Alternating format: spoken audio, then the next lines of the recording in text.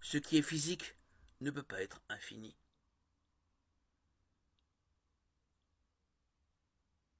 On ne peut pas additionner des parties finies jusqu'à l'infini. Par conséquent, Dieu est esprit par opposition à ce qui est physique, matériel. Cela ne signifie pas qu'il ne peut pas avoir une apparence physique. Dieu n'est pas composé de matière ni d'aucune autre substance imaginable. Il ne peut pas non plus être mesuré, n'est pas spatial et n'a pas de véritable emplacement. Connaître cette vérité peut nous aider à comprendre les Écritures et notamment le discours métaphorique souvent utilisé pour décrire Dieu ou plus souvent ses actions. S'il ne reste rien, alors il s'agit d'une pure métaphore.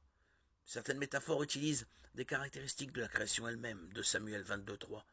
D'autres utilisent les caractéristiques de l'homme, anthropomorphisme, Deutéronome 33.27. De cette manière, nous pouvons passer de ce que nous connaissons par expérience à ce que nous connaissons à travers les métaphores. Par exemple, lorsque l'Écriture décrit le bras puissant de Dieu, nous savons que les bras sont par définition limités, mais que la puissance ne l'est pas. Le bras puissant de Dieu est donc en réalité un pouvoir d'action illimité, ce que nous appelons omnipotence. Nous pouvons citer un autre exemple. Lorsque l'Écriture décrit l'Esprit de Dieu, nous savons que les esprits sont limités, mais que la connaissance ne l'est pas. L'Esprit de Dieu est omniscient. À certaines occasions dans la Bible, Dieu est apparu sous une forme physique afin d'être vu par les hommes sous une apparence qu'ils pouvaient percevoir sans danger pour eux. Car il a dit « L'homme ne peut me voir et vivre » Exode 33.20. Ainsi, il a choisi à certains moments de se révéler sous une forme humaine et ces événements sont appelés théophanie.